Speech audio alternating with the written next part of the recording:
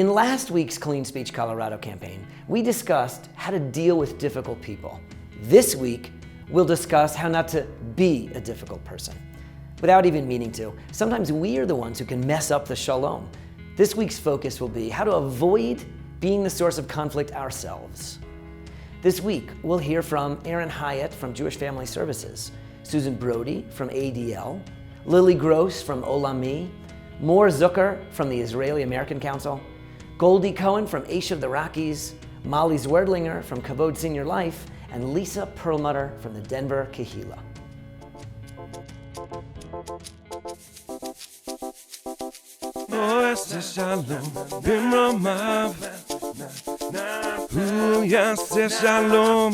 In our first 2 weeks of this year's Clean Speech Colorado campaign, we worked on developing a shalom personality and how to use it to maintain a peaceful demeanor even around difficult people.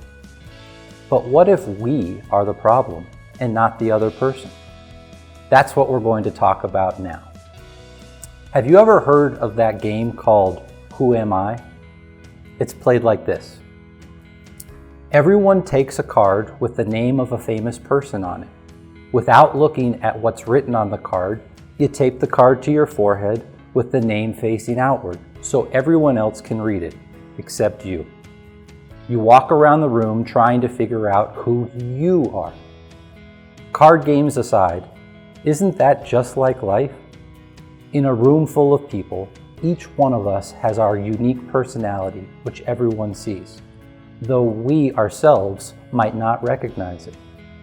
This person is the jokester, and that person gives friendly advice. This person makes tactless remarks, and that person has to smooth them over. And the question you try to answer for yourself is, who am I?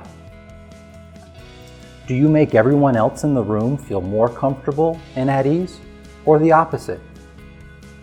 When dealing with difficult people, the first step is to determine who is the difficult person in this situation, because maybe it's you. Maybe, just maybe, without intending to be difficult or argumentative, you are causing the problem, instigating the argument, and eliciting the heated response. Very often, without realizing it, we trigger other people's negative reaction to us, and then we get upset with them for it. When someone you're speaking with, especially a good friend and family member, suddenly becomes difficult, stop and think, did I do or say something to provoke them?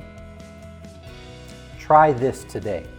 If someone around you seems to be acting irrationally, before getting into an argument with them, stop and think if you might have been the cause.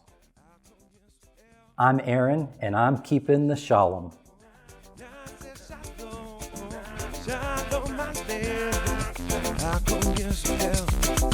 Ja,